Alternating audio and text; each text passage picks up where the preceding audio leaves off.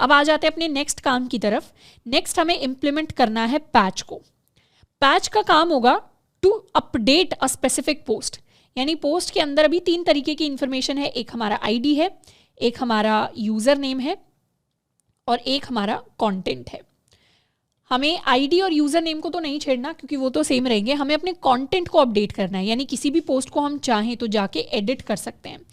तो इसे हमने अपना अपडेट राउट नाम दे दिया है। अपडेट राउट यानी /post/id के ऊपर रिक्वेस्ट आएगी जिसका काम होगा टू अपडेट स्पेसिफिक पोस्ट, पर ये हमारी पैच रिक्वेस्ट होगी। ये हमारी गेट रिक्वेस्ट पोस्ट रिक्वेस्ट नहीं होगी, ये हमारी एक नई टाइप की रिक्वेस्ट होगी, पैच रिक्वेस्ट। अब क्योंकि यहाँ स्पेसिफिक चीज़ हम एडिट कर रहे हैं इसलिए पैच रिक्वेस्ट है, नहीं तो हम चाहें तो यहाँ पे पुट रिक्वेस्ट को भी यूज़ कर सकते हैं, उसका भी सिंटैक्स ऑलमोस्ट सिमिलर रहेगा। पैच रिक्वेस्ट एक्सेप्ट करने के लिए हम अपना यहाँ पर एक नया राउट क्रिएट कर सकते हैं app.patch। app.patch के अंदर हम लिख सकते हैं /post/:id एंड अपना रिक्वेस्ट एंड रिस्पॉन्स ले लेंगे। अभी के लिए यहाँ से response.send कर देते हैं पैच रिक्वेस्ट वर्किंग, और यहाँ से हम आईडी को निकालने वाले हैं। रिक्वेस्ट के अंदर आईडी आई होगी पैच रिक्वेस्ट में, पैच रिक्वेस्ट में जो भी आईडी आई होगी उसे हम सिंपली डिकंस्ट्रक्ट करके उसे प्रिंट करवाना चाहते हैं। तो ये हमारी पैच रिक्वेस्ट के लिए कॉल बैक हो गया। अब पैच रिक्वेस्ट डायरेक्टली भेजने की जगह हम हॉपस्कॉच से पैच रिक्वेस्ट को भेजेंगे।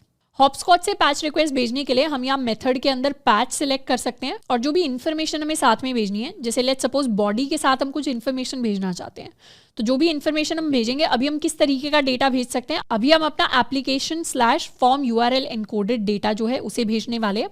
यहाँ पर हम अपने पैरामीटर्स लिख सकते हैं, यहाँ हम अपनी वैल्यूज लिख सकते हैं। हम चाहते हैं हमारा जो भी पोस्ट हो वो अपडेट हो जाए, तो उस पोस्ट के पास रिक्वेस्ट भेजने के लिए हम यहाँ अपना URL लिख सकते हैं http localhost 8080/ हमें किसे रिक्वेस्ट भेजनी है, हमें /post/id को रिक्वेस्ट भेजनी है। अब आईडी कैसे मिले, हम इसे रिफ्रेश करके चाहें तो किसी भी पोस्ट की आईडी लेकर आ सकते हैं। तो इसे न्यू पेज पर खोल लेंगे तो इस पूरे के पूरे लिंक को इनफैक्ट यहाँ पे कॉपी कर सकते हैं। ये पूरा लिंक हमने कॉपी कर लिया तो /post/id हमें मिल गया, तो डायरेक्टली सेम आईडी के साथ हम रिक्वेस्ट भेज रहे हैं। अब हम इस पोस्ट को एडिट करने की कोशिश कर रहे होंगे। आई लव कोडिंग की जगह यहाँ पर हम कुछ भी चेंज कर सकते हैं, आई लव अपना कॉलेज लिख सकते हैं। तो हम क्या करेंगे, एक तो हम पैरामीटर लेंगे, पैरामीटर के अंदर हम किसे चेंज करना चाह रहे हैं, हम अपने कंटेंट को चेंज करना चाह रहे हैं। और वैल्यू क्या होने वाली है, हमारे लिए वैल्यू होने वाली है आई, या इसे सिंपली लिख सकते हैं आई लव अपना कॉलेज। और यहाँ से हम अपनी पैच रिक्वेस्ट भेज सकते हैं। जैसे ही पैच रिक्वेस्ट भेजी हमारे लिए आ गया पैच रिक्वेस्ट वर्किंग, यानी रिक्वेस्ट हमारा ठीक से काम कर रहा है और यहाँ पर हमारे लिए हमारी आईडी भी प्रिंट होकर आ गई। अब इस आईडी को प्रिंट करवाने के साथ साथ हम अपनी रिक्वेस्ट की बॉडी को भी प्रिंट करवाना चाहते हैं जिसके अंदर हमने नया कंटेंट भेजा है।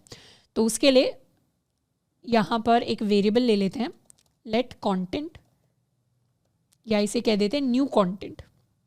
इसे एक वेरिएबल ले लेते हैं new content is equal to request.body.content। तो रिक्वेस्ट की बॉडी के अंदर जो कंटेंट नाम से पैरामीटर होगा उसकी वैल्यू हम न्यू कंटेंट के अंदर स्टोर करवा रहे हैं और यहाँ से हम प्रिंट करवा देंगे अपने न्यू कंटेंट को। इसको कर लेते हैं सेव। सर्वर हमारा रीस्टार्ट हो गया।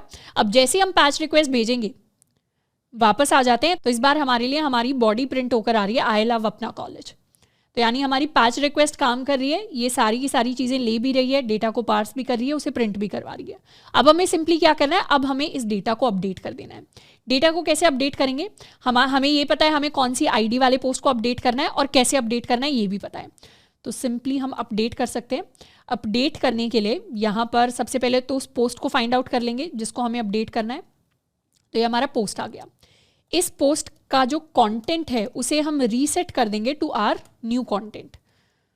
तो पोस्ट के कंटेंट को हमने रीसेट कर दिया टू आर न्यू कंटेंट और यहाँ से अब हम प्रिंट करवा सकते हैं अपने पूरे के पूरे पोस्ट को। इसको कर लेते हैं सेव। दोबारा से अब हम क्या करेंगे, पैच रिक्वेस्ट भेजेंगे। पैच रिक्वेस्ट भेजी तो इस बार इंटरनल सर्वर एरर आ गया। ये कह रहे can not set properties of undefined. ये सर्वर एरर एक्चुअली इसलिए आया है क्योंकि हमने क्या किया, अपने सर्वर के अंदर कुछ चेंजेस किया। जैसे ही चेंज किए हमारी आईडीज चेंज हो गई। तो जैसे ही हम सर्वर हमारा रीस्टार्ट होगा, जैसे ही सर्वर के अंदर कुछ भी चेंजेस होंगे हमारी आईडी रीसेट हो जाएगी। और जैसे ही आईडी रीसेट हो जाएगी ये जो हम यहाँ पे आईडी भेज रहे हैं ये इनवैलिड हो जाएगी। तो अब हमें नई वाली आईडी लेकर आनी पड़ेगी। नई वाली आईडीज़ के लिए दोबारा हम पोस्ट रिक्वेस्ट पे जाएंगे, सी इन डिटेल करेंगे, तो ये हमारी नई वाली आईडी आ गई। इसको हम रिक्वेस्ट भेजने वाले हैं, सेंड की, तो इस बार आ रहा है पैच रिक्वेस्ट वर्किंग। हमने भेजा था अपने लिए आई लव अपना कॉलेज, और अभी नया वाला पोस्ट क्या बन गया है, उसी सेम यूज़र नेम के लिए हमारा कंटेंट चेंज हो गया है। तो इस तरीके से तो हमारी पैच रिक्वेस्ट वर्क करती है, बट ये अभी पूरी तरीके से हमने चीज़ों को जोड़ा नहीं है। हम इस तरीके का लेआउट चाहते हैं किसी भी पोस्ट को एडिट करने के लिए कि हमारा जो भी पोस्ट है उसके साथ में एक एडिट का ऑप्शन आ जाए। ये ऑप्शन कोई बटन भी हो सकता है, ये ऑप्शन कोई एंकर टैग भी हो सकती है, और जैसे ही इसके ऊपर हम क्लिक करें हमारे लिए एक नया फॉर्म आ जाए। उस नए फॉर्म के अंदर हमसे पूछा जाए कि आप क्या एडिट करना चाहते हो, क्या आप न्यू कंटेंट ऐड करना चाहते हो। तो जो भी हम एडिट करना चाहते हैं, हमारा पुराना पोस्ट हमारे लिए लिखा आ जाए, और जो भी हम एडिट करना चाहते हैं उसके अंदर हम कुछ कुछ एडिट्स कर दें और फिर उसे हम दोबारा से सबमिट कर दें।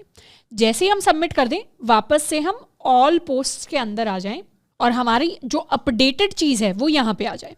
तो इस तरीके का हम फ्लो चाहते हैं। फ्लो में हमारा क्या है कि जहाँ पे हमारे सारे पोस्ट हैं, जहाँ पे कुछ इस तरीके से हमारी सारी पोस्ट हैं, यहाँ पे जैसे सी इन डिटेल का ऑप्शन आता है, ऐसे ही हमारा एडिट का भी ऑप्शन आए। एडिट के ऑप्शन पे जैसे ही क्लिक करें हमारे लिए हमारा फॉर्म खुल जाए उस पोस्ट को एडिट करने के लिए, और पोस्ट को एडिट करने वाले फॉर्म को जैसे ही हम सबमिट करें वैसे ही हम वापस आ जाएं ऑल पोस्ट के अंदर, और जहाँ पर हमारा एडिटर वर्जन आ जाए। तो इस तरीके के फ्लो को इम्प्लीमेंट करने के लिए सबसे पहले तो एडिट का ऑप्शन क्रिएट करते हैं और यहाँ से अपने एक नए फॉर्म को क्रिएट करते हैं।